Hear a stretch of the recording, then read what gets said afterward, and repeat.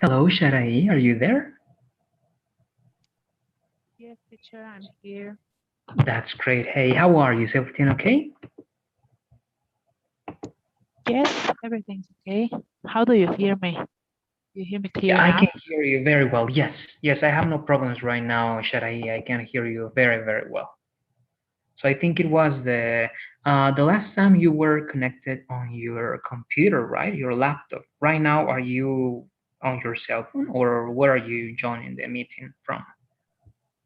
Yes, the last time was by my computer because how you do you say to connect by the computer to log in the Yes, present platform, right? So yes, that's correct. the reason. Okay, good. But it doesn't matter. I think that right now we're going to be able to have conversation. So let's take advantage of this time. What do you remember about the last things we were talking about? Sharai, do you remember something about the topic we were talking about? A little. The last time the video was talking about the origin.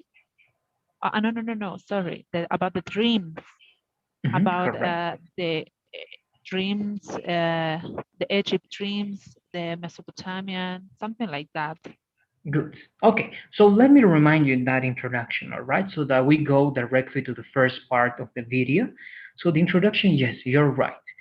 The video was introducing you to the idea of why, right, we dream. They were talking about, yes, Mesopotamian kings. They wrote dreams and the meaning of those dreams in wax tablets. Then we were talking about Egyptians, right? They said that in Egypt they used to write books because they had a book in which you were able to find the most common dreams and the meaning of those dreams. And at the end, they mentioned that even though, right, a lot of time has passed, we haven't found any answers yet, right, about dreams. But we have many theories.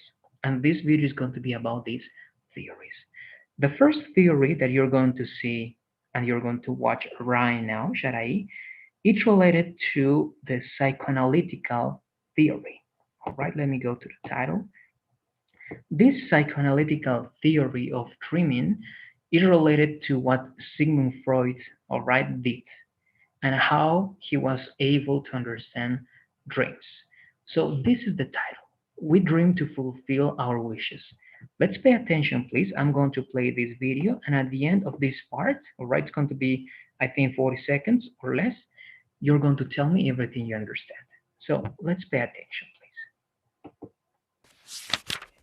In the early 1900s, Sigmund Freud proposed that while all of our dreams, including our nightmares, are a collection of images from our daily conscious lives, they also have symbolic meanings, which relate to the fulfillment of our subconscious wishes. Freud theorized that everything we remember when we wake up from a dream is a symbolic representation of our unconscious primitive thoughts, urges, and desires. Freud believed that by analyzing those remembered elements, the unconscious content would be revealed to our conscious mind, and psychological issues stemming from its repression could be addressed and resolved. We dreamed. please. Okay, that was the first one. That's the end of the first theory about dreams and about dreaming. Now, I would like you to tell me, please, what you were able to understand, Sharai, and if you can work on a short summary, right, of all this information. Well, what I could understand, it's about where the dreams become, could say. They become about our fears, our unconscious, I think, and mention mention a word. I don't remember that word, but unconscious fear about the daily routine, maybe. Okay, Uh, good. You have good elements. You're doing great. What else? Do you remember any other words, any other phrases, perhaps? oh yes, about wishes on desires a person have. So that wishes or desires could become a dream too. Okay, Good, good. We have very good elements, Shai. Now let's try to organize all these ideas, and we're going to try to understand what this person, right, what Sigmund Freud is saying, referring to dreams. We dream about or of those things, right? Things that we saw throughout the day, right, or throughout the past days. But those things that we dream of are not things, right, that mean something just by themselves. No, these are only representations of something we desire, right? You were mentioning that very well. Now, were you able to understand the last part, Sharai? The person, this narrator, mentioned something related to making these unconscious, all right, desires or unconscious, like dreams, conscious. Do you remember what happens when we do that?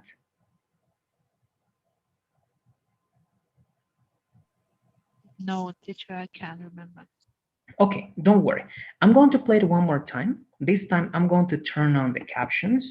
Now let's try to pay attention to all those details because you have the main information and it's great. Here you're also going to be able to see some interesting vocabulary. If you have some questions, you're going to let me know. So let's pay attention one more time and let's pay particular attention to the last part in which the narrator mentions what happens when those things become conscious. There's a very interesting effect. So let's pay attention. Early 1900s, Sigmund Freud proposed that while all of our dreams, including our nightmares, are a collection of images from our daily conscious lives, they also have symbolic meanings, which relate to the fulfillment of our subconscious wishes. Freud theorized that everything we remember when we wake up from a dream is a symbolic representation of our unconscious primitive thoughts, urges, and desires. Freud believed that by analyzing those remembered elements, the unconscious content would be revealed to our conscious mind, and psychological issues stemming from its repression could be addressed and resolved. Okay, so that was it. One more time. What other elements can you tell me right now, Sharai? And what can you tell me again about the last part in which they mention making something conscious and the effects that it has?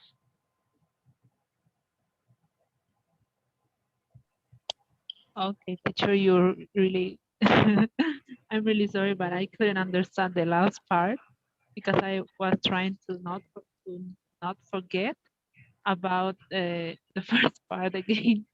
Don't worry, don't worry. The thing is that you get many words. The last part is only something we're going to talk about, but tell me what you remember then. About the meaning of dreams.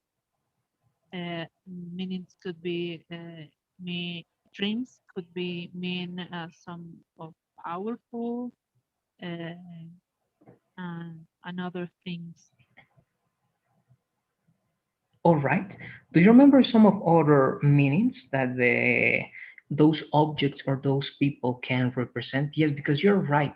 And the interesting part about this, all right, in psychoanalysis, they don't tell you, okay, you dreamt about a rat, then this is the meaning. No, it doesn't work like that. A rat can mean 1,000, 1,000,000 things. If you dream about a rat, it can mean 1,000,000 things. It depends on the representation that you give to that rat or that you give to that object or to that person, right? For example, perhaps you're talking about this part here, right? If you dream about a wall or a dog, a shoe, teeth, right? Women or death or this is light can mean knowledge. But look, it can have like a very specific meaning. Here, of course, psychoanalysis is very well known to, well, it talks about your mom, your dad, your desire that you have towards them, but that's only metaphorical. But yes, objects can have their own meaning, but it's not the meaning that the object has, it's the meaning that you give to the object that is going to be important.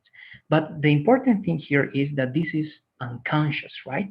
I'm going to go to the last part to understand why it can be important to make those things conscious, all right? And it's going to be this last part. So let's pay attention. It says, Freud believed that by analyzing those remembered elements, and let's continue from this part, Those remembered elements, the unconscious content would be revealed to our conscious mind, and psychological issues stemming from its repression could be addressed and resolved. Okay, that's the part. I'm going to play it one more time and let's try to understand what it means. Remembered elements, the unconscious content would be revealed to our conscious mind, and psychological issues stemming from its repression could be addressed and resolved. Okay, so what do you understand from this last part, Shai? It's all connected, right? The things that have like representation and all the things we were talking about goes, all right, and they go to this last part. What do you get in this last part? Okay, I got the idea. Let's say what the laptop is when an unconscious become too conscious, something like that. It's when we are resolved some repression or something like that. Okay, good. You're very close. Yes, something repressed, right? In psychoanalysis, we repress things that are bad for us.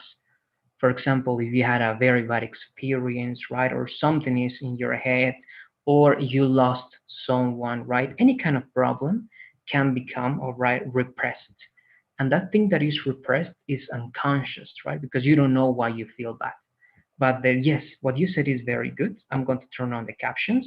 He says, right, that when we hear this part, let's go little by little. You tell me if you don't understand any words, all right? So he believed that if you analyze those dreams, why you dreamed about a wolf or a dog or about, I don't know, right, a shoe, by remembering and analyzing those elements, right? What can happen? The unconscious content, right? For example, this is unconscious. You dream about a dog or a wolf, but the unconscious part of that can be fear or insecurity or lust. So this is my first question. Do you know what's the meaning of lust, Sharai?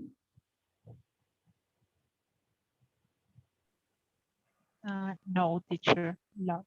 All right, this is a very interesting word. It's referred and it's related to desire, all right, and mostly sexual desire. Okay, so fear, insecurity, and sexual desire, or simply desire. That can be unconscious. And sometimes you feel bad if you are afraid of something, if you are insecure, or if you have a desire towards someone. That's why it's unconscious. And it says that this content it's going to be revealed to the conscious mind. In other words, it's going to become conscious, right? And what's going to be the result? And all the psychological issues, right, or problems that are originated, all right, from that repression are going to be addressed.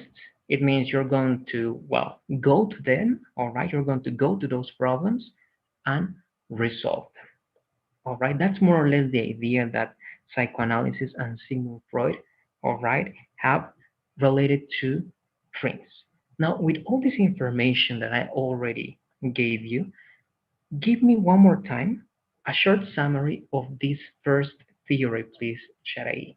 How can you explain this first theory that says that we dream to fulfill our wishes? Let's explain everything again with your own words, please.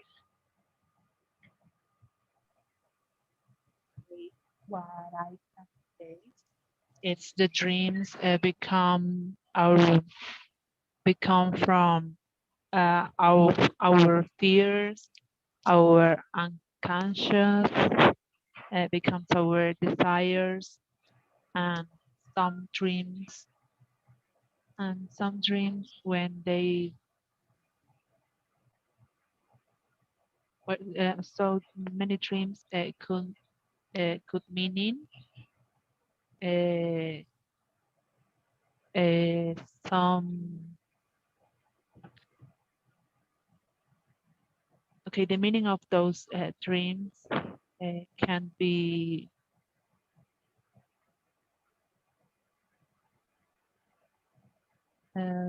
I don't know, teacher. I forget all the idea. Don't worry. Try to organize your ideas again, right? I'm going to say it one more time, all right? And I'm going to try to explain this very short. So, one more time, and then you said it with your own words. So, it says, right? The first theory, it's about psychoanalysis, and it says we dream, right, to fulfill our wishes. It means to, because we want to make our wishes come true. But what is this theory about? Sigmund Freud says that we dream of things that we saw, right, throughout the day or throughout the past days. But these things that we dream of, they are not simply objects or people, right? They are the representation of things. For example, emotions, right? Or certain kind of feelings that we have. But those feelings and those emotions are unconscious, right? Because they are like represented by these objects or people. So he also says that if you analyze those dreams and if you analyze those objects and those people that you dream of, you can make that conscious. And what happens when you make the meaning of those objects conscious, right? What happens is that you can address some issues, some problems that you may have, for example, anxiety, low self esteem, shame, and many others. And of course, they are going to be resolved. All right, that's more or less the idea. So try to organize one more time so that we can finish this conversation, Sharai. Try to tell me one more time what's this first theory about, all right? In your own words. You don't need to use my words or you don't need to use these videos words. You can use your own words, but of course, if you prefer to use some of these words, you can do it as well. Let's try one more time, please. Okay, so the this part of the video is talking about that it's talking about the dreamings become from what we see in our daily routine, and in our dreams we could see a specific object that could mean uh, something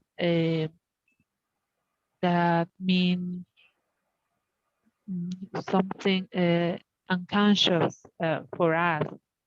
and this unconscious could become conscious uh, when we analyze them, when we analyze those objects and try to understand the meaning. So with this analyze, we could resolve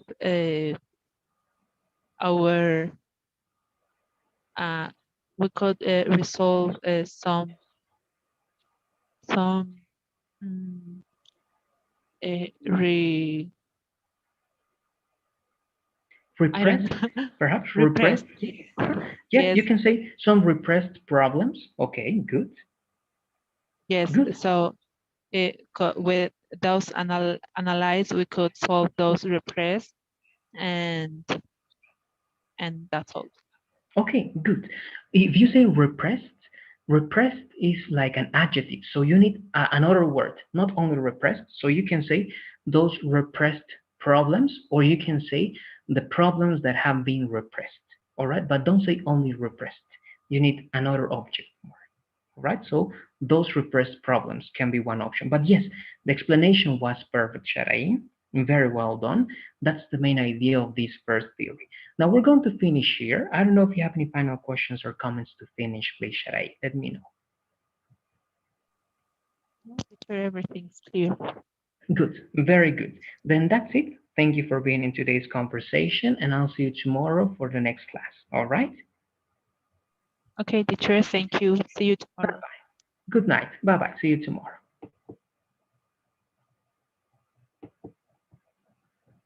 Hello. Good evening, Lourdes. Are you there? Hi, teacher. Good evening. Hello, good evening. All right, so we're going to start the conversation with you. I told you that this time we're going to be working right things that you're going to be interested in.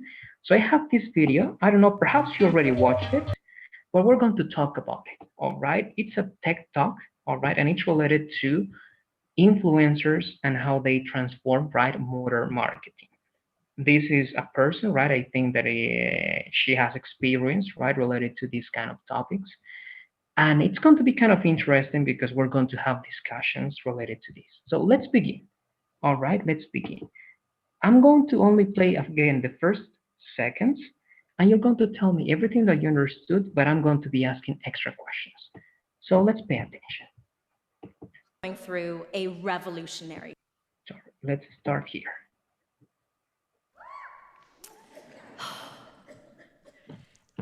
So we are currently going through a revolutionary shift.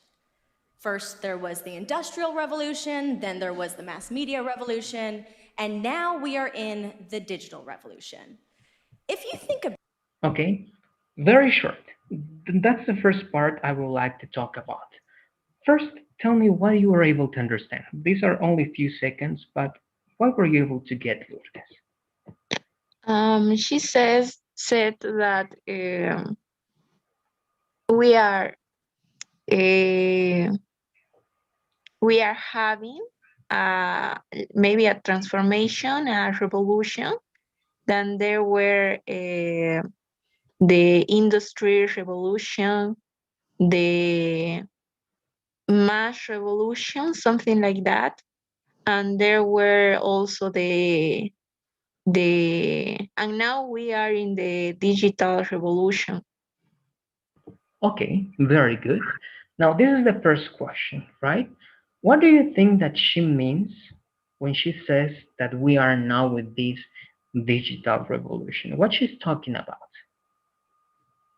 I think that it's talking about um, that the users, people like us, is started to use more the the digital things. Um, in teenagers and young adults, it's so common see them to use these platforms, social media platforms like TikTok, like Instagram, Facebook, and others. And I think that, and even adult people, for example, my grandpa and my grandmom just started with Facebook, with WhatsApp, and I think that we are living in a time that everything has to uh, accustom to these activities or this new technology. Okay, very good. Very good. I agree with you, Lourdes.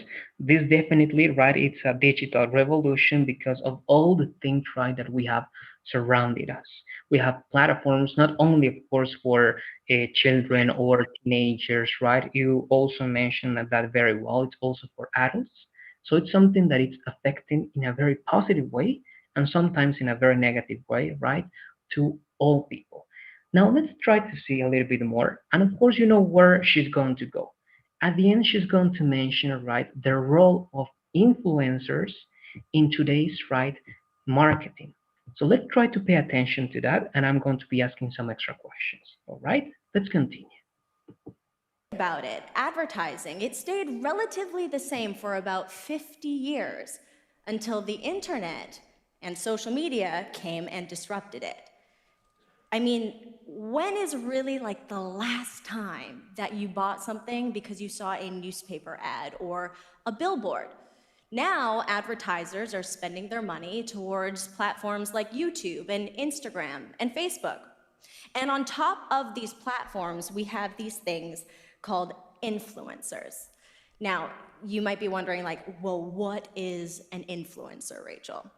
Well, simply put, an influencer is just someone like you and me, except for they choose to consistently post stuff online. This could be on Instagram, on YouTube, and it can be in the niche of their choice. So this could be Okay, until that part, because she's going to go on and go on giving more details.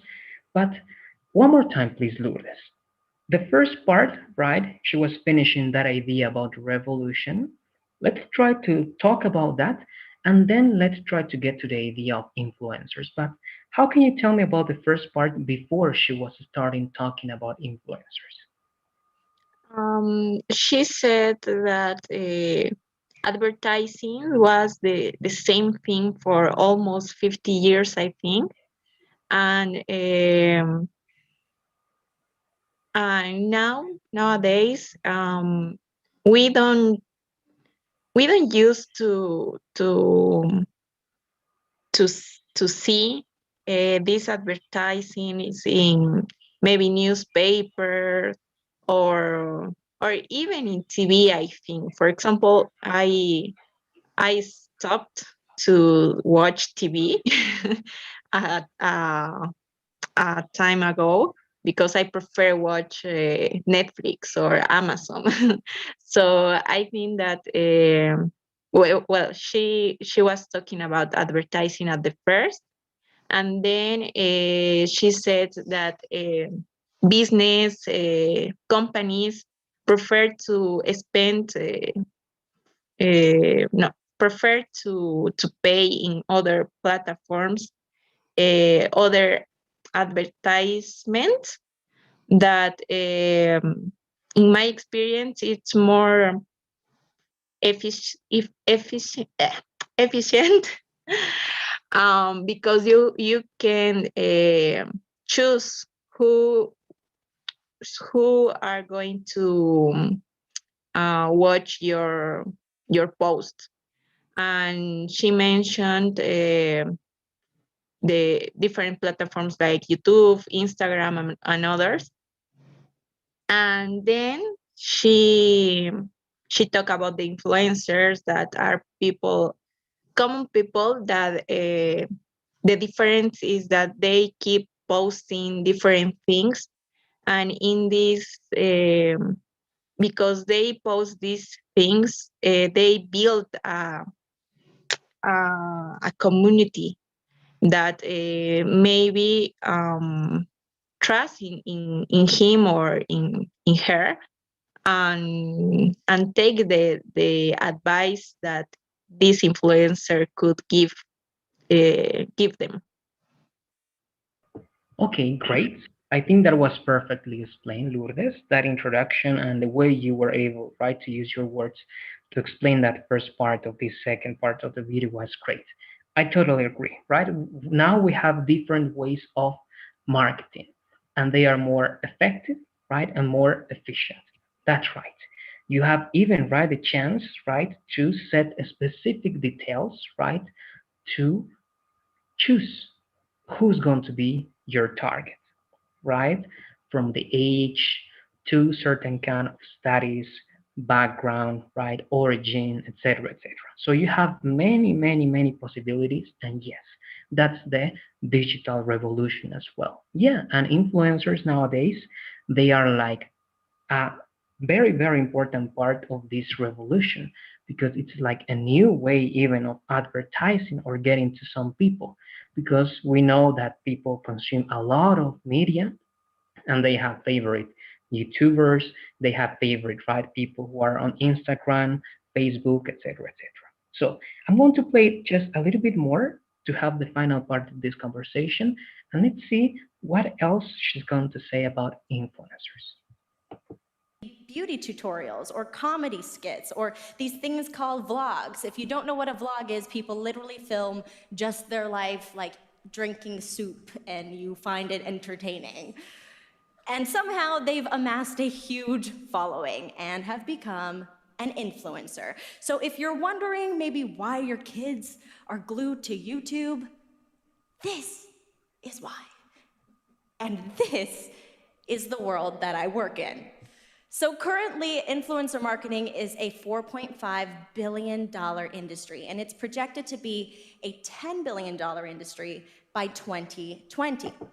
Okay, that's it. We can go on, but it's going to be too long. So to finish, all right, very shortly, Lourdes, what can you tell me about this last part? I think there's very interesting information about influencers, the explanation, right, of why people are stuck in the computers watching some videos, and talking about money, right, how important influencers are and these media. Let's try to give a short summary, please.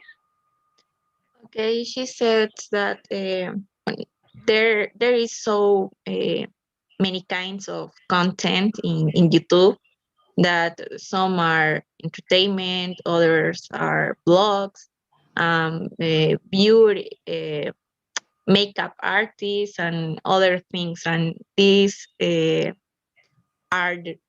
the reason why uh, so many people at are always in YouTube watching this kind of channels. Um, she said that she worked uh, with this kind of people, impo- with, with influencers, and she gives us some statistics. I don't remember very well the numbers, but I think it was almost 4.5%. I think that it's too important for the for a company. And in 2020, I think, um, there was a considerable uh, monto de dinero. I don't know how to say it. Is amount of money, amount of Amount of money. money Mhm. with that companies was spending this in this kind of advertising with influencers. Great, great, good. I think everything was really accurate. Again, because of the time, we're going to stop here, but we're going to continue watching this video because I watched it entirely, and there's some very interesting information, all right, about this kind of statistics that she's going to mention and some other details that I would like to discuss with you. I don't know if you have any more questions, Lourdes. Again, as always, right, you have great listening skills and you were able to explain this very well.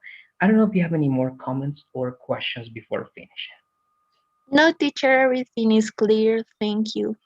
That's great. Great, Lourdes. So then we're going to be finishing here. Thank you for being in today's conversation, and I'll see you tomorrow in class. Okay, teacher, bye. Bye bye. Hello, good evening, Mariana. Good evening, teacher. Hello, how are you? Is everything okay? Yes, everything is okay. Thank That's you. great. Perfect, Mariana. Thanks again for waiting and sorry for making you wait. We're starting like 3 minutes late, but we're going to try to compensate that time. All right? Okay. Good. So with you, I'm going to go back, as with most of your partners, to this video that it was related to dreams. Do you remember something about the video that we watched last time? Yes. Okay, what do you remember? Try to tell me in details. You don't need to give me like all those things that you were able to understand, just the details that you remember.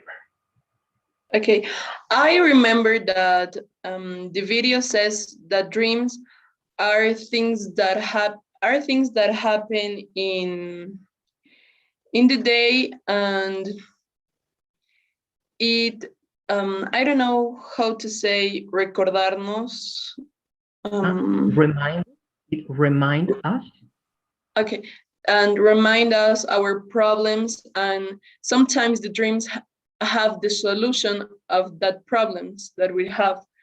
And I think that I remember that. Okay, very good, Mariana. Yes. In other words, you're right. We dream of things, right? Objects, people that we saw throughout the day, right? And those things are not simply things. Those are things that are a representation of something deeper, right? More profound. And those things are unconscious, right? That's very important also to mention here, Mariana. Those things, Okay. or the representation of the things that we dream of, are unconscious, but we can make the unconscious contents, we can make them conscious, right? And when we do that, by analyzing the meaning of those objects or dreams, we can do something, and it's related to what you mentioned, right? We can solve the problems, right? And we can solve the problems. So I would like you to explain that one more time. Try to add one more time to your explanation, Mariana, the extra elements that I mentioned. All right, so let's try one more time to give the summary. Okay, I think that this is a thing that I okay, I don't know how to say it, but I think that dreams have our desires, and it show us like in a subliminal form. I don't know it's right. Okay, good. Yes, very good. And things that we don't know yet, right? And Great. it show us and show some answers, and like you say, it's more deeper. And and for that, I don't know. And for these dreams show us things that we want in the different form, but I don't know how to say it. No, but that's great. That's great. Actually, you're doing a very, very good job because it's sometimes hard for people to understand that and to explain it in the way you're doing it. I think the way you're explaining this is very, very good, Mariana. It's even better than the words I was using.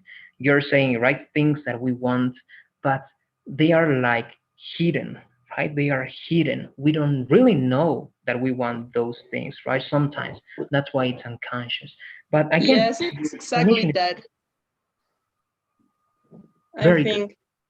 Very good. Yes, I totally agree with you. Then I consider that this first theory it's done. All right. So that was the first theory, Mariana. It's related to psychoanalysis, Sigmund Freud, and we dream about things, right? About desire, about wishes that we want to fulfill. That was the first theory. Now we can go to the second one. And the title of that second theory is We Dream to Remember. All right? And this is a different theory. This is not related to psychoanalysis. This is something else. Let's pay attention to this new theory. Okay. Remember. To increase performance on certain mental tasks, sleep is good, but dreaming while sleeping is better. In 2010, researchers found that subjects were much better at getting through a complex 3D maze if they had napped and dreamed of the maze prior to their second attempt. In fact, they were up to 10 times better at it than those who only thought of the maze while awake between attempts, and those who napped but did not dream about the maze. Researchers theorize that certain memory processes can happen only when we are asleep, and our dreams are a signal that these processes are taking place. Okay, that was it. I'm going to play it one more time. There are Okay. some words that can be hard to get, but mainly get to the idea, right? We dream to remember, all right? We dream to remember. One more time. To increase performance on certain mental tasks, sleep is good, but dreaming while sleeping is better. In 2010, researchers found that subjects were much better at getting through a complex 3D maze if they had napped and dreamed of the maze prior to their second attempt.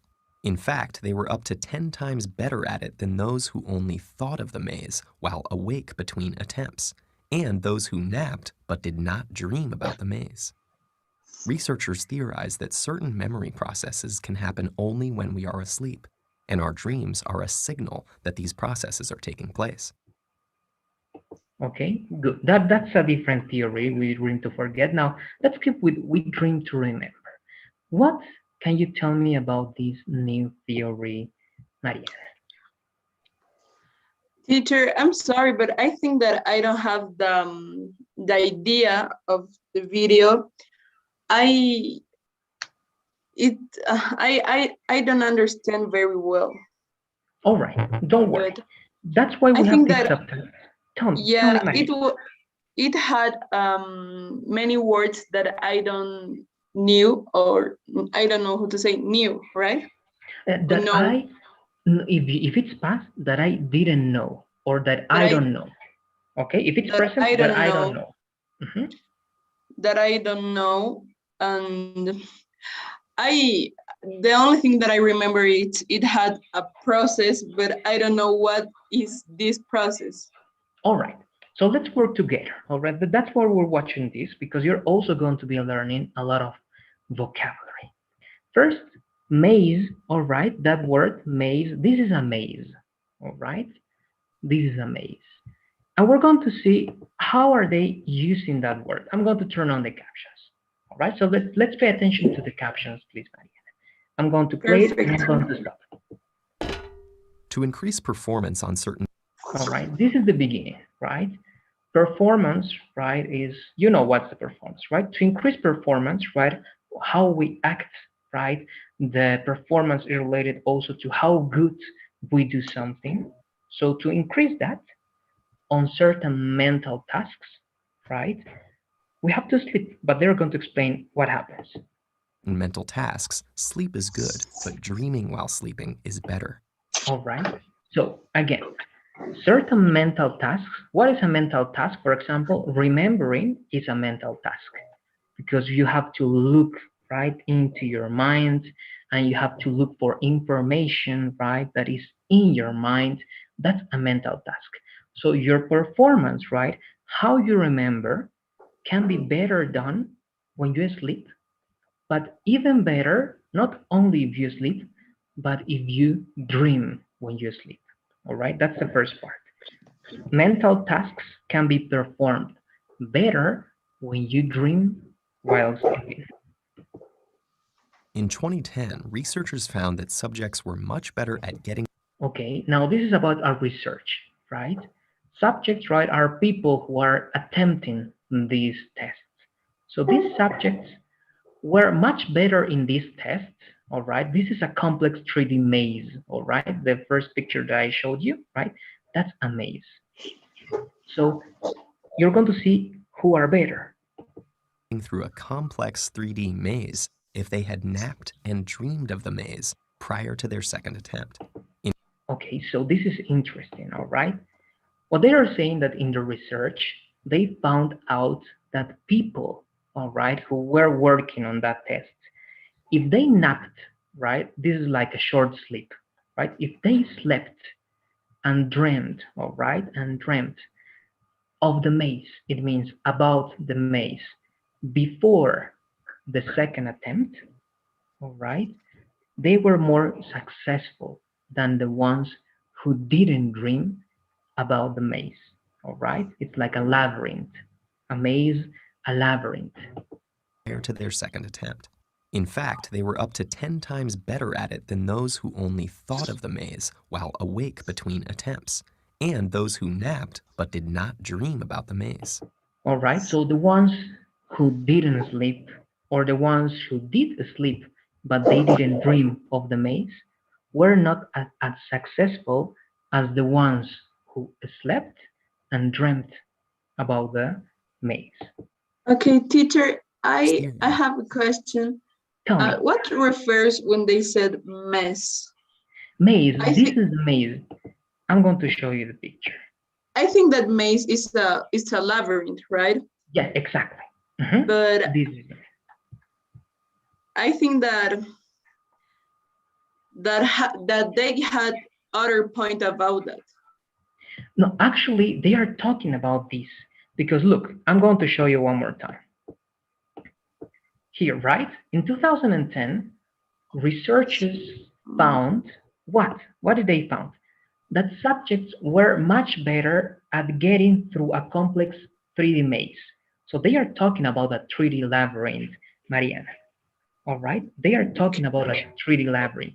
But this is what is happening, Mariana. They were subjects and they had to find out the exit of that maze, of this 3D maze. All right? So you have, for example, three subjects. All right? And the three subjects have to go to this maze, to this 3D maze, and they have to find the exit, right? So that's the beginning. And what they mention is the following. The subjects, okay, the first attempt was only the first attempt, right? All of them tried, but they didn't succeed. All right, the three subjects, let's say there are three, didn't succeed. But now they are talking the second attempt. They say that after trying the first attempt in the maze, in the labyrinth, all right, so we're talking about a labyrinth, literally, all right, this is not a metaphor. They are not using the word in a different way. They are talking about a labyrinth. So when they tried one more time with the maze, the subjects or the people who napped, who slept and dreamt of the maze, right, of the labyrinth, before the second attempt, all right, before trying one more time to find the exit of that labyrinth, right, those people were successful. They succeeded, all right? But they say even this, the people who dreamt about the maze, the labyrinth, were 10 times better at finding the exit of that labyrinth than Uh, the ones. y- All right. yeah, I had the point. I think that I I understand well. All right. Good. So they are making the comparison, right? So that's why this theory is we dream to remember, right? Because in a certain way, they are saying that important processes related to, for example, remembering things are related to dream. That's why some people say, I don't know if you heard about this, Mariana. If you have a test, if you have an exam, and if you don't sleep, you're going to do very, very bad sometimes, right? And why? Because they say that it's important to sleep, because sleeping is very, very helpful in the process of remembering things, of getting things in your mind. And when you wake up, those things are there in your mind, and you're able to remember in a better way, and you're able to work with tests or with other kind of stuff like that. But that's the idea of this. And again, the maze, it was just an experiment to prove that when you sleep and you dream about something, there are more chances that you're going to remember that. Right? Let's look at the end of that theory one more time. Dream about the maze. Researchers theorize that certain memory processes can Right? Certain memory processes can happen only when we are asleep. That's why it's very important to sleep. happen only when we are asleep, and our dreams are a signal that these processes are taking place. Right? And what are the dreams? Like a signal that your brain is working, that your memory is working, that you are making some connections in your brain, and you're going to be able to remember, for example, this 3D maze and find out what the solution is. I don't know now if you have any extra questions about this second theory, Mariana. No, I Okay, really understand. good. Now, to finish this up, please give me a short summary about this second theory, please, Maria. Okay, I think that I realized that when we are asleep and we are dreaming, we our minds work and search more. I don't know how to say salidas. I think that it's the the the I don't Ex- know how. Exits? You can say, well, what do you want to say? Exactly. Yes, yes, Okay, yes, yes. I think our mind give us more exits and more ways to do it, to do something that we are thinking when we are in the day. okay, very good. More Yes, solutions. solutions. Yes, I think that that's more accurate. You're right, right? That's why we need to sleep, because certain processes only happen when we sleep, and dreaming, right, is a signal that our memory is working, right? Our mind is working, and we are doing, right, certain important processes over there. That's it. I don't know if you have any final questions or comments to finish the conversation, Diana. Yes, I have one. Yes. I don't really know the difference of wishes and desire. I All think right. that wishes son deseos y desire es deseo. Yeah, sometimes, look, Mariana, wish can be used mostly as a noun, but mostly as a verb, all right? As a verb. I wish to do something. Desire is going to be used most of the time, not as a verb, okay? Because you're not going to say, like, I desire. No, desire is going to be used as a noun. all right? The desire that you have. You're not going to say I desire something. You say I wish something, all right? And secondly, wish is about like something positive for the future, all right? When you wish something, is that you are hopeful about something positive for the future, all right? Like something you wish. But desire can be more like related to something material or to the body. For example, sexual desire. Okay, sexual desire Okay. and that, but you don't say sexual wish, right? And that it doesn't exist. It's sexual Okay. desire, all right? So that's more or less the difference. First, wish is more commonly used as a verb, and it's for something positive related to the future. But desire is something related to something more material to the body, and it's more used as a noun. All right? Okay. Good. I understand. Good. Very good, Mariana. Then that's going to be it. Thank you for being in today's conversation, and I'll see you in tomorrow's class. Okay. I Perfect. really Have a thank good you. night. You're very welcome. See you tomorrow. Bye bye. Hello, good evening, Luciana. Are you there? Hi. Hello, Luciana. How are you? Is everything okay? Yes, everything's fine. That's great. Thank you for being here. Thank you for waiting. I was thinking a little bit longer with your last partner, but now I'm with you. We're going to work now with this video. I don't know if you remember, we didn't have the chance of working a lot, but do you remember something about the video about dreaming, Luciana? Uh, yes, I remember that talk about how we maybe think sometimes so much in a specific thing and we dream about it. Okay, okay. Yes, that's an idea. In the video, we have some theories. I'm going to show you the first theory, all right, of why we dream. This first theory, Luciana, it's related to psychoanalysis, all right, Sigmund Freud. Sigmund Freud said that we dream, and let me show you the title. Where is it?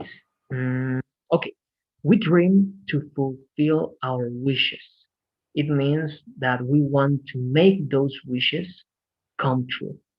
All right, that's like the objective, all right, of dreaming. Pay attention, please, to this video. Well, not to the entire video. This is just one theory. It's going to be 1 minute maximum, and you're going to explain everything that you were able to understand. So let's pay attention. Okay. In the early 1900s, Sigmund Freud proposed that while all of our dreams, including our nightmares, are a collection of images from our daily conscious lives, they also have symbolic meanings, which relate to the fulfillment of our subconscious wishes. Freud theorized that everything we remember when we wake up from a dream is a symbolic representation of our unconscious primitive thoughts, urges, and desires.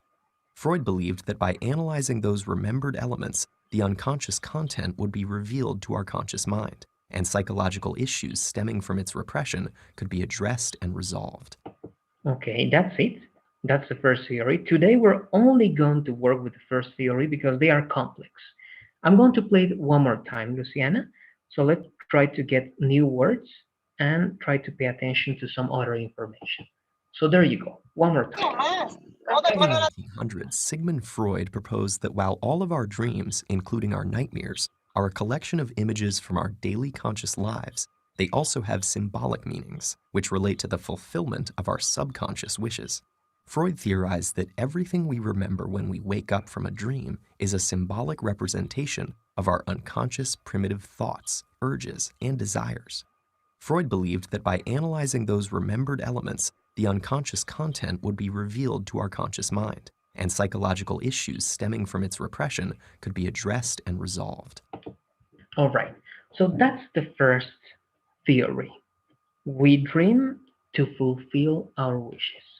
Let's try to explain everything that you were able to get, please, Luciana. Okay, I understand that it's like the things we do in our daily life or the images we get. Maybe after that should be in our dreams and some things that we think in our subconscious. Okay, good. Yes, the things that we dream of are things that we saw throughout the day, right? Or the last days. Correct. It can be objects, right? It can be person, right? Anything.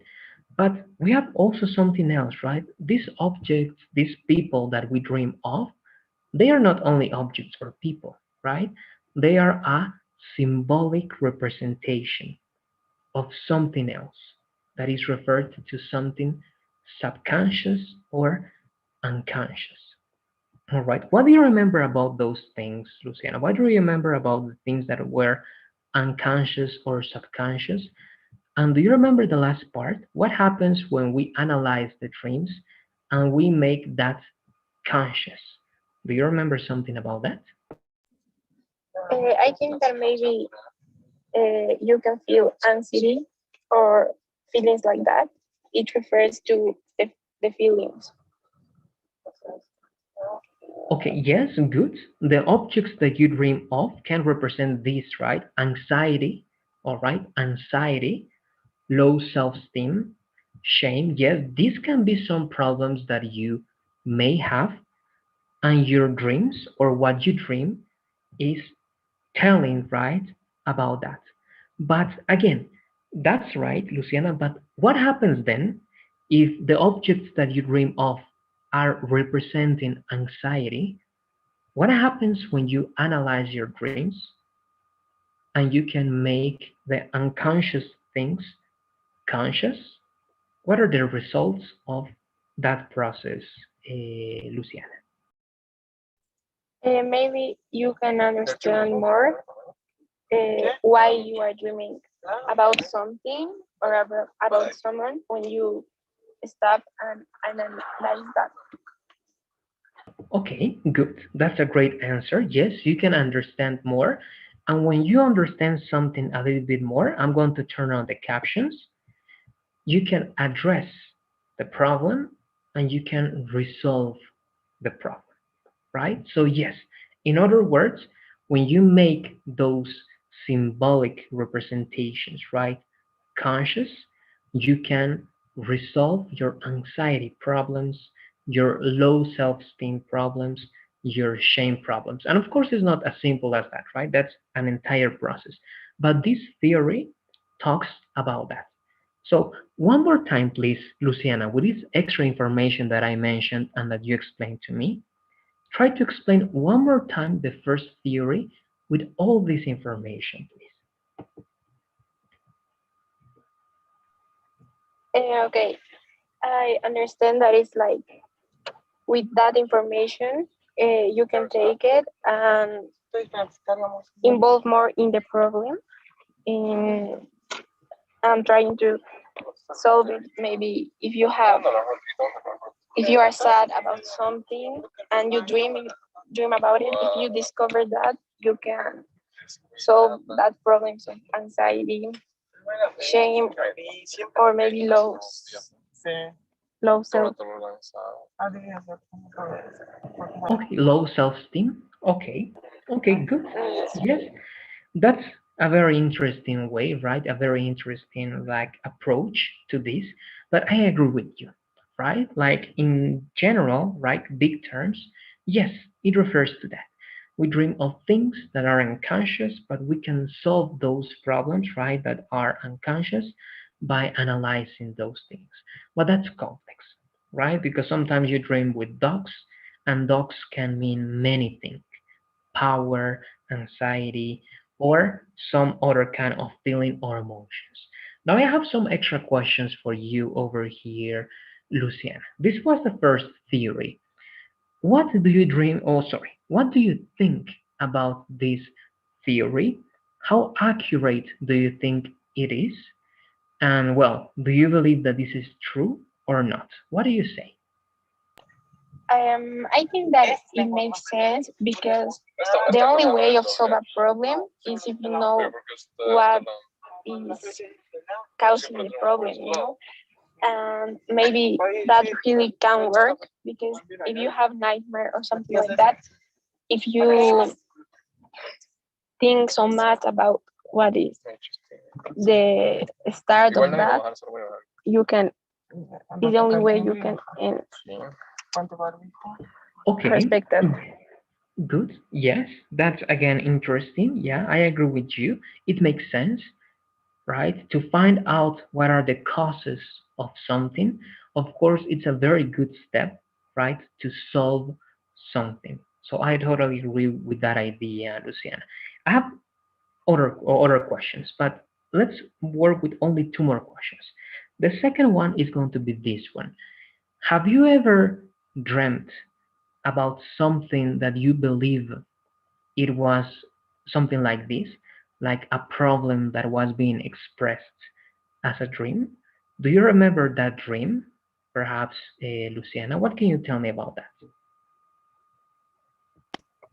I think that sometimes maybe I did it. I don't remember exactly how long was the dream or what was about, but maybe if I'm in a problem in my house or with my family and I'm fighting with one of they, it's like I, after that fight, I dream like a nightmare respect about it. Okay, good. Be careful with that word, right? Don't try to say like respect. It's better if you say related to. All right, I have a dream Okay, related to that related, problem. related to that Good. problem. Very good. That's interesting. Good. Yes. Of course, dreams are related to something that we lived, right? Throughout the day. Good. And this is the last question to finish, Luciana. You mentioned that very well. Sometimes we dream, right? Like a beautiful dream. Sometimes we have nightmares, right? Sometimes we have nightmares. How often do you have nightmares, Luciana? And for example, you gave me one example already, right? When you had a fight with your family, but in which situations do you have nightmares? All right. How often do you have nightmares and in which situations do you have them?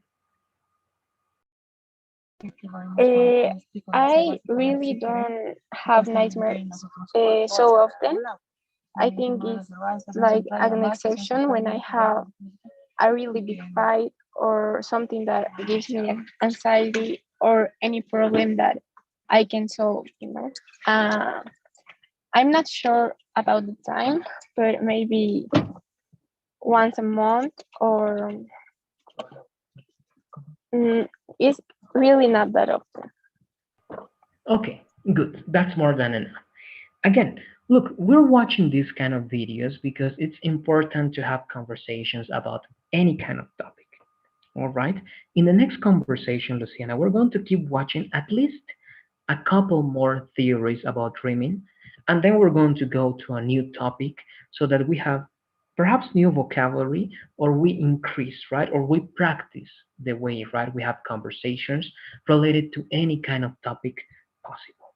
Do you have any final questions or comments to finish today's conversation? Let me know, please, Luciana. No, I don't think I have any question. I understand very well the video and all that. And Good. I think too that is important to have conversations about anything or different topics. Different topics, right? Good. Anyway, Luciana, if you want to give me like a suggestion of any topic you want to talk about, you can send me that topic via WhatsApp, and I'm going to try to look for special videos related to that specific topic that you want to talk about. But in general, as I told you, we're going to try to talk about everything. Okay, but any special requests, you can make them and we're going to discuss them. All right? Okay, maybe it will be okay talk about musicians or Okay, great. That's different taste of music. good, good. I agree with you. I love music. I'm into music as well, so there's not going to be a problem with that. All right. So next topic is going to be related to music. All right. Okay, thank you very much. Perfect. Have a good night and see you tomorrow, Luciana. You too, bye. Bye bye. Hello, good evening, Whitney. How are you? Hello, teacher. I am fine, thanks. That's great. Perfect. Are you ready to start today's conversation? Okay. Good. So, look, we're going to continue working with this topic that is related to dreams. What do you remember about this topic, Whitney? Well, I remember that there is a philosophy that explains some theories about the dreams. Okay, good. We have theories, and the first one was related to something that the psychoanalyst right mentioned, and specifically it was Sigmund Freud. What do you remember about that first theory, Whitney? Mm,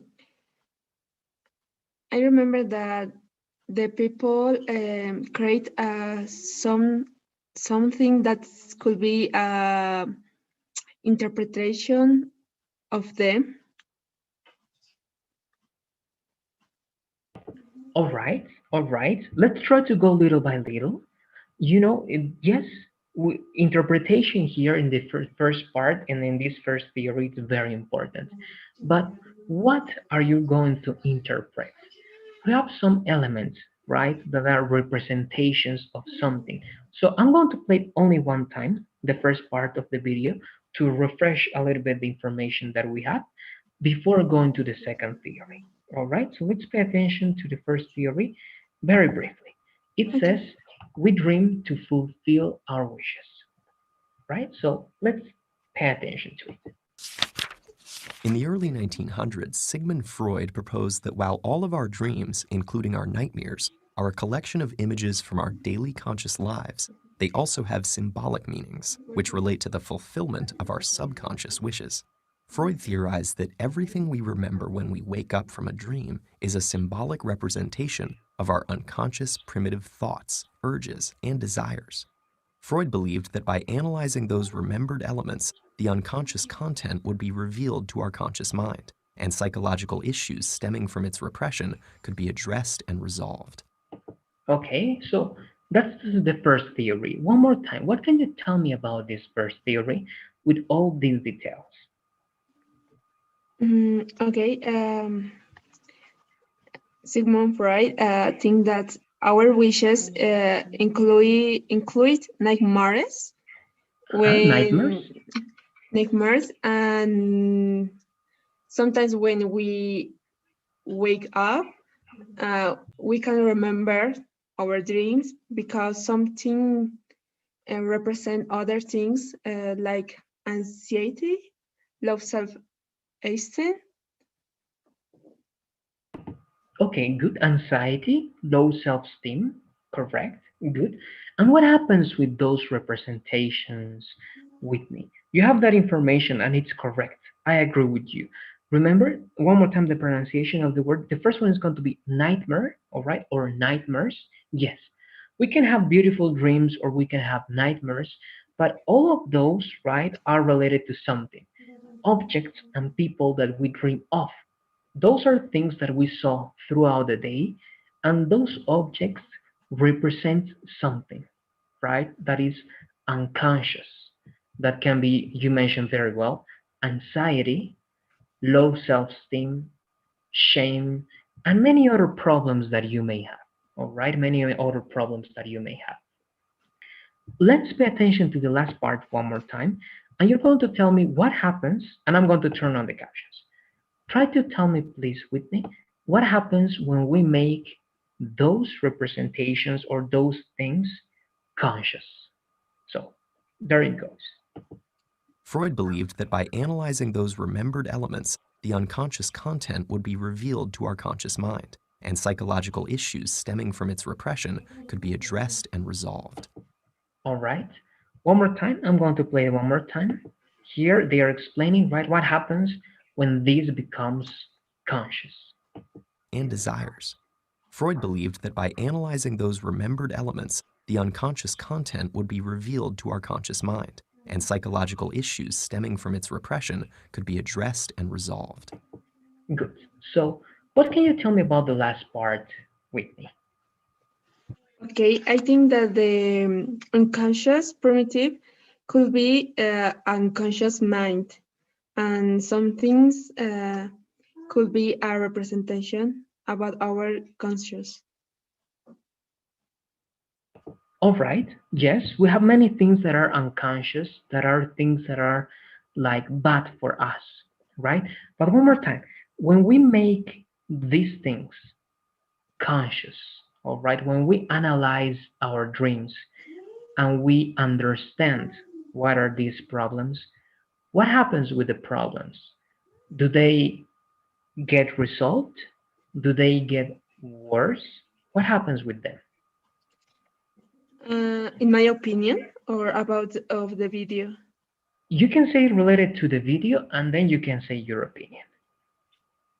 Okay, I think the fruit thinks that they could be fine, could find a solution about these representations, and I think that the same when we can remember the dream, we can know what is the problem. All right, good. Also, let's remember, and that's right, your answer was right, right? Freud believed that when we make this conscious, it means that we can address and resolve the problem, right? But let's remember that it's not only about remembering our dreams, right? Because we can remember that a dog was chasing me, right? Or I saw a very big rat, right? The dreams by themselves don't have any meaning, right? Many books say if you dream of a rat, this is the meaning. Or if you dream of I don't know, a dog, this is the meaning, right? But no, the psychoanalysis doesn't think that. The psychoanalysis says that it doesn't depend on what you dream of. It depends on the representation behind that object. So if a person dreams of a rat and another person dreams of a rat, the meaning of that dream can be very different from one person to the other person, right? It depends on how you're going to interpret that object, right? And that's interesting about this theory.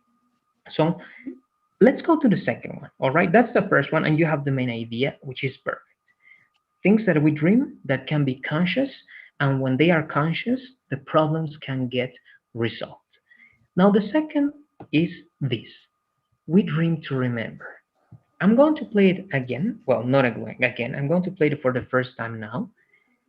Let's try to get most, of right, the most words that you can. It's complex. There's like a lot of new words and very interesting expressions, but let's try to get the most that you can, please, with me. All right, are you ready? But before this, do you have any questions about the previous part? Any comments or any questions related to vocabulary, perhaps? No. Okay, let's go to this part then. To increase performance on certain mental tasks, sleep is good, but dreaming while sleeping is better. In 2010, researchers found that subjects were much better at getting through a complex 3D maze if they had napped and dreamed of the maze prior to their second attempt. In fact, they were up to 10 times better at it than those who only thought of the maze while awake between attempts, and those who napped but did not dream about the maze. Researchers theorize that certain memory processes can happen only when we are asleep, and our dreams are a signal that these processes are taking place. Okay, I'm going to play it one more time. I think your partner is going to be a little bit late. So we're going to spend at least 3 or 4 more minutes to compensate also the time we started. So one more time. Remember, the title of this theory is We Dream to Remember. To increase performance on certain mental tasks, sleep is good, but dreaming while sleeping is better. In 2010, researchers found that subjects were much better at getting through a complex 3D maze if they had napped and dreamed of the maze prior to their second attempt. In fact, they were up to 10 times better at it than those who only thought of the maze while awake between attempts, and those who napped but did not dream about the maze. Researchers theorize that certain memory processes can happen only when we are asleep, and our dreams are a signal that these processes are taking place. We dream to All right, forget. so that was, sorry. Okay, that was the second theory. We dream to remember. What can you tell me about this second theory? Okay, I remember that it's better to dream when we sleep, and this dream something is uh, we miss it, or there is some signals uh, about last week or last day. Okay, all right. There are, yeah, the word signal was mentioned. Very good. The signal is related to some processes, okay, that we have like in our brains or in our minds when we are like sleeping, right? That's more or less the they are mentioning that word related to. And then second, they try to remember this. If you listen to the first part, they were talking about like an experiment, and they mentioned a lot the word maze. All right, maze is like a labyrinth, right? A labyrinth. It was like an experiment. Do you remember something about that experiment related to a maze? Okay. Yes. Do you remember something related to the experiment related to a maze? It was like in the first part of this theory. Um, I don't know if it's correct, but I think that the experiment talk about we dream some things that I don't remember when we only remember when we dream or when we sleep. Okay, okay. Actually, it goes there. That's really interesting. Yes, there are some things that we can only do when we are asleep, right? It means when we're sleeping. That's correct. I'm going to turn on the captions. Let's try to pay attention to this. Look, Okay. it says, right? To increase performance, it means how good you do something. All right, that's performance. How good you do something, or how well you perform something, or you do something as well. So, to increase the performance on certain mental tasks, for example, remembering, all right, sleep is good. And even more, not just sleeping, it says dreaming, all right, while sleeping is better. Okay, so the processes of remembering is better when we dream while sleeping. And that's the first part. Then this is the experiment or the research they were mentioning. Subjects, right? Subject is a person who is part of an experiment. So subjects or the people in this experiment that had to get through a complex 3D maze is like a complex 3D labyrinth, right? They had to do that. The subjects that in the second attempt, all right, slept and dreamt about the labyrinth before the second attempt, all right, they were, sorry, they did it better. They did it 10 times better than the people or the subjects that didn't sleep or that didn't dream about the maze. It means about the labyrinth. All right? It means, in other words, first you have subjects trying to go to the exit of a labyrinth. The first attempt, nobody did it. But the second attempt, the person who dreamt about that labyrinth or the maze did it successfully. But the other subjects who didn't sleep or who didn't dream about the maze or the labyrinth, they couldn't do it. All right? Or the rate of doing it was very, very low. So, right, in conclusion, they say that certain memory processes, like for example this one, remembering some things, only can happen only when we are asleep, right? That's what you also mentioned. And that our dreams are a signal that these processes are happening. All right. It means that when we sleep and we dream, those dreams are only a signal that our mind is working, that our head is working, and we are doing on or we're working on certain processes. That's more or less. All right. Now, to finish today's conversation, please, Whitney, we Mhm. use the 5 minutes. Give me one more time a short summary about the second theory, please, with the words that I used, with the words that you remember from the video. A short summary. Okay. Uh, there is a experiment about two persons that the first person increased his day successful because the last night he could dream, and he increased some signals about the process that he thinking. But the second person is more difficult because he can't dreaming. Okay, good. Let me give you some little corrections over there. Good, very good. If you want to say something in past, the past of can is going to be could, right? So you can say, but because he couldn't, all right, instead of can't, because he couldn't. And after can or could, you need the base form. So you're going to say, because he or that person couldn't dream about it, right? Or couldn't sleep and dream about it. All right, good. Good. I think that's a way to explain it. It's accurate because you're mentioning the main elements. I have some other things, but I know because of time it's not possible. Do you have any final questions or comments before finishing this conversation? Let me know, please, with me. No, it's okay. All right.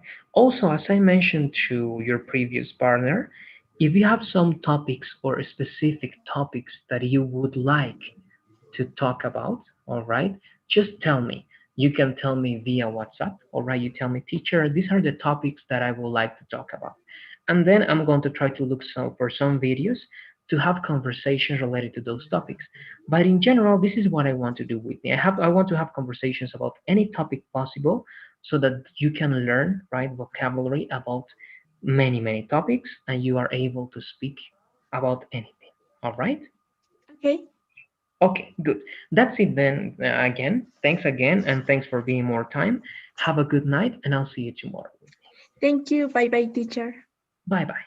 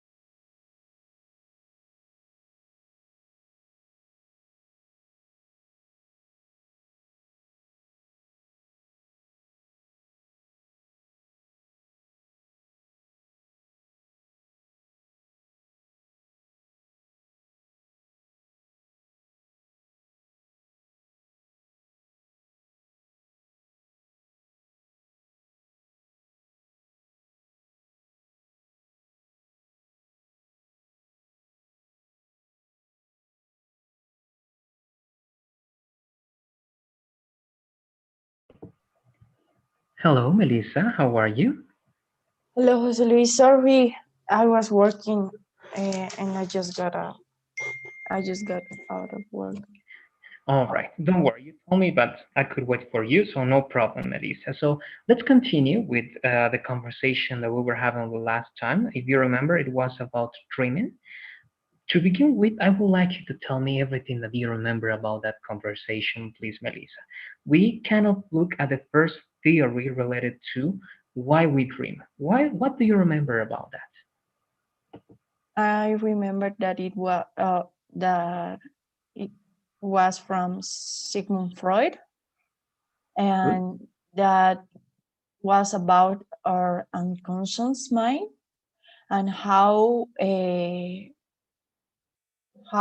dreams can have a meaning for our conscious mind about some fears or I don't know, some fears or some, I don't know, problems that we have on our unconscious mind, and that they are representations or of something. For example, they there was a picture of a mom and trying to decode these dreams could help for some things like anxiety or some repressions that we have. Okay, great. Yes, I think that's a great summary. You're right. We dream of objects, people that are symbolic representations, right, of things that we saw throughout the day. And very well, those are like things that are unconscious. But by analyzing those dreams, right, by analyzing them, we can make them conscious, and that's going to help address and resolve possible problems, right, that those representations like have. Good. That was then the first theory. Sigmund Freud, very well, psychoanalysis. We dream to fulfill our dreams. Now we're going to go to the second theory, which is we dream to remember. Let's watch and let's pay attention to this theory, please, Melissa. And we're going to try to explain everything that we can. I'm going to play it 2 times, all right? This is the first time. We dream to remember. To increase performance on certain mental tasks, sleep is good, but dreaming while sleeping is better. In 2010, researchers found that subjects were much better at getting through a complex 3D maze if they had napped and dreamed of the maze prior to their second attempt. In fact, they were up to 10 times better at it than those who only thought of the maze while awake between attempts, and those who napped but did not dream about the maze. Researchers theorize that certain memory processes can happen only when we are asleep, and our dreams are a signal that these processes are taking place. All right, so that's the second theory. Let me play it once again, and we're going to try to again work on a short summary. We're going to remember. One more time. To increase performance on certain mental tasks, sleep is good, but dreaming while sleeping is better. In 2010, researchers found that subjects were much better at getting through a complex 3D maze if they had napped and dreamed of the maze prior to their second attempt. In fact, they were up to 10 times better at it than those who only thought of the maze while awake between attempts, and those who napped but did not dream about the maze. Researchers theorize that certain memory processes can happen only when we are asleep, and our dreams are a signal that these processes are taking place. All right, so that's it. Let's start, please, Melissa. What were you able to get about this second theory? Mm, he talked about the importance of dreaming or dream when you're asleep, and they say that it could improve some things about yourself, and that if you nap or fall asleep, probably you will. They talked about a maze, but I didn't get that part. It was something like people who napped but didn't dream, but I didn't get that part very well. Okay, so let's analyze that part together. But yes, you are doing a great job. There's something that we improve when we dream, and they are some mental tasks. All right, some mental tasks or the performance of some mental tasks improve when we dream. For example, a mental task is like remembering, right? When you remember, that's a mental task because you're looking for a certain information, right, in your mind. So remembering improves when you sleep, but not only when you sleep, you said that very well, but also dream, right? Only sleeping is good, but sleeping and dreaming is better. Now, about the maze, right? This is the maze. This was an experiment. And they were talking about a research. And in the research, they were talking about subjects that participated in that research. All right, Melissa. And they mentioned things like this. The subjects who participated in that experiment or that research, and they mm, slept and dreamt about the maze before the second attempt, right? They did it better. They were more successful than the subjects who only thought of the maze or who didn't sleep. All right, so they were showing that sleeping and dreaming about this labyrinth or this maze was positive for those subjects. So that was like proof, right, to show that yes, when we sleep and when we dream, we have the chance of having a better performance with some mental tasks as remembering, right? For example, this is a very important part. If they had napped and dreamed, right, of the maze prior, right, before to their second attempt, they did it better than the ones, right, and even this other information, they did it 10 times better than the ones who didn't dream of the maze, right, than the ones who only thought of the maze, or than the ones who only napped but didn't dream of the maze. I don't know if you have any questions. I'm going to play this one more time, please, Melissa. This time it's going to be with captions. If you see any weird word, you just ask me. All right? So let me play it once again. And by finishing this, we're going to have like again one summary, and you're going to talk about the experiment also. So let's go. Remember, to increase performance on certain mental tasks, sleep is good, but dreaming while sleeping is better. In 2010, researchers found that subjects were much better at getting through a complex 3D maze if they had napped and dreamed of the maze prior to their second attempt. In fact, they were up to 10 times better at it than those who only thought of the maze while awake between attempts, and those who napped but did not dream about the maze. Researchers theorize that certain memory processes can happen only when we are asleep, and our dreams are a signal that these processes are taking place. Okay, that's it. The last part is something that we didn't mention, but I think it's very important, right? It's worth talking about it. So, at the end, what is that thing that these like researchers, sorry, theorized here, right? They theorized that certain memory processes only happen, all right, or can only happen when we are sleeping, and that dreams are a signal that those processes are happening, right, are taking place. Now, before you can explain everything again, Melissa, do you have any questions about some words about vocabulary or something that is not clear for you? Let me know, please. No, it's okay. Good. Then let's work with the summary one more time. Explain me, please, about the second theory, mentioning the research, the experiment, and the results of that research. Well, the theory was called "We Dream to Remember."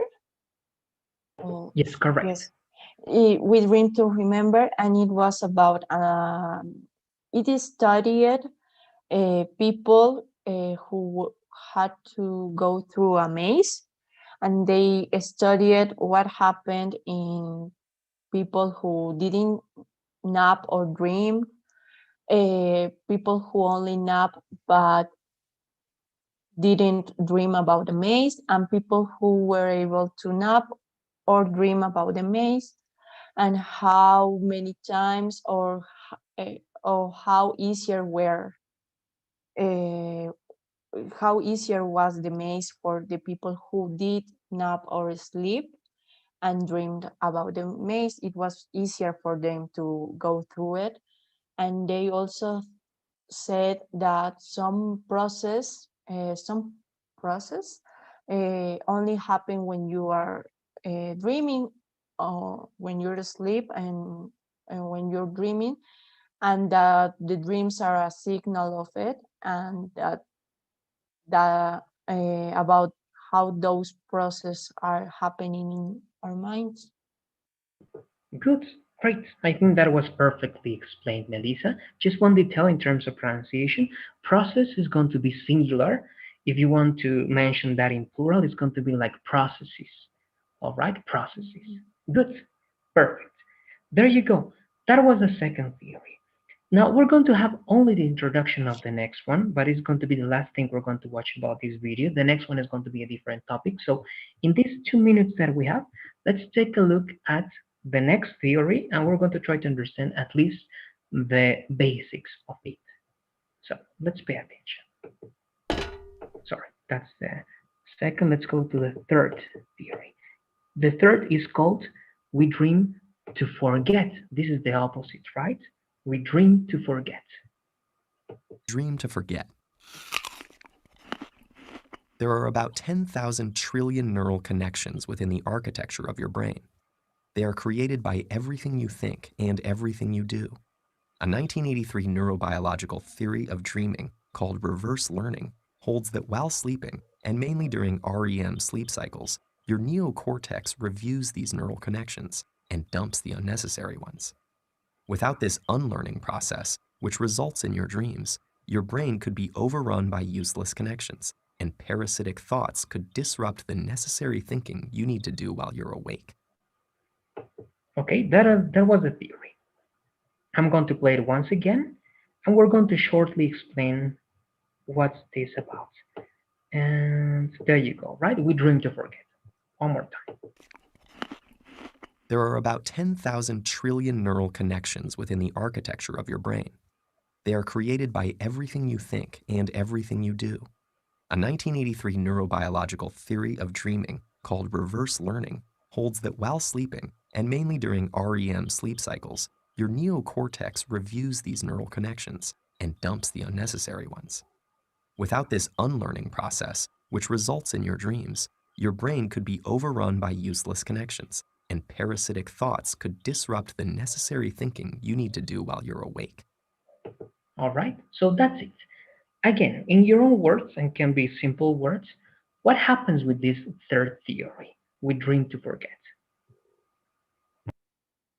I don't know. For me, it's like the theory. It's about how can escape through through dreams. I don't know, from for to another reality, or to something else that is not necessarily related to our real life. But I don't know. Okay, let's analyze together. We dream of something specific. This time it's going to be something more specific, Melissa. We're going to do this very quickly, all right? You're going to see, because this is short. So let's go. It says with captions over here. First, some facts, right? Just some facts. It doesn't matter. This is like the number of neural connections that we have, all right? 10,000 trillion. That's a lot. After mentioning those facts and talking about the architecture of the brain, which is very complex, we all know, they were talking about, well, and that's related to everything we do, everything we see, etc., etc. Then we mentioned this important year, right? 1983, and this is important. This is the theory of dreaming called reverse learning. So this is the important part here. What is reverse learning? Reverse learning, well, it happens in the REM, all right, the sleep cycles. But what it is about It says when you dream, you like dump things or information that you don't need. You throw away information that you don't need because as you consume so much information throughout the day, your brain is going to explode if you keep all that information, right? And you keep all that there. So this theory, reverse learning, what do you do when you learn? You keep information. So what is the reverse of learning? Throwing away the information, right?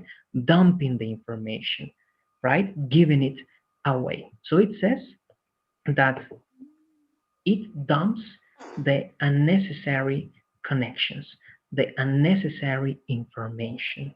All right. So this theory it's about that, and that says which results in your dreams. So what you dream is something that you are dumping, is something that you don't need, that you're not going to use because it's not important information for you.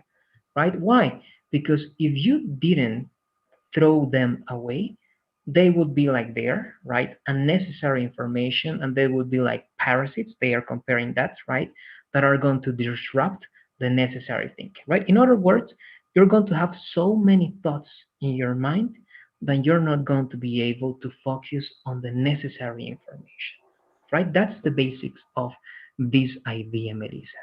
Dumping, throwing away unnecessary information when dreaming, because if not, your mind is going to get full of that unnecessary information and it's not going to work properly.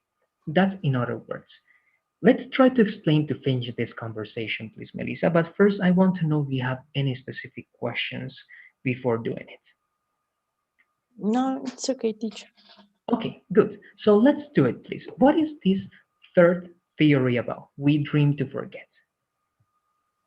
It's about a theory called reverse learning, which, on contrary of what we usually know as knowledge or to learn something, it's about to let go the unnecessary information that we see or get or learn every day. So our minds are not full of that information that won't have a specific use or are not useful to ourselves. So by dreaming about that information, we can let go all the things that we will not use in the future, and that way, in that way, our minds are more relieved and not full of unnecessary data. Good, good, great. That was great way of explaining that, Melissa. And sometimes it happens. You can agree or disagree with this theory, but sometimes when you dream, right, and you wake up, right, you wake up. Sometimes you feel that some things are like not there anymore, and sometimes you feel better and you don't feel that bad. So it's related to many things. That's the last theory we're going to see. But I'm going to invite you to watch this video whenever you have time, all right? Because they have more theories. So if you want to deep, all right, and if you want to go like in a more profound way to these theories, watch that video and try to learn more about them. But the next class, we're going to have a different topic. Now, I have a question for you. I'm going to try to look for topics that are like different. We can talk about music, sports, I don't know, learning, or even politics, whatever, all right? But I want to ask you, Melissa, if you have a specific topic that you would like to talk about, perhaps one of the conversations or a couple of them can be about that topic of interest. So, what is that thing that you would like to talk about? Perhaps not the next conversation, but one of the conversations in the future. I think I would like to talk more about music or maybe general culture, because in the last course we had like these expositions or Mhm. presentations about topics, and the first one was a free topic, and I chose to talk about my favorite artist, and I think that to be able to talk about music more fluently would be a good thing for me. I think Perfect. music or general pop culture, either of Great. those. And what's the, sorry, I need a little more information about one. Music in what way?